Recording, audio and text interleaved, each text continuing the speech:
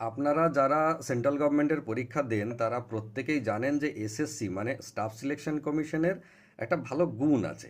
সেটা হচ্ছে বছরের শুরুতে তারা সারা বছরে কোন সময় কী কী পরীক্ষা নেবে তার অ্যাজাম্পশন করে একটা ক্যালেন্ডার প্রকাশ করে দেয়।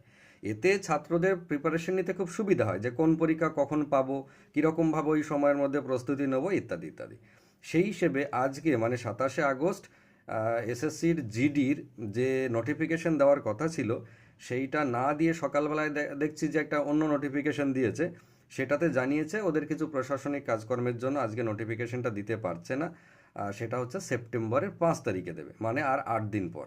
8 দিন পর সেপ্টেম্বরের 5 তারিখে নোটিফিকেশন দেবে এসএসসি জিডি নিয়ে।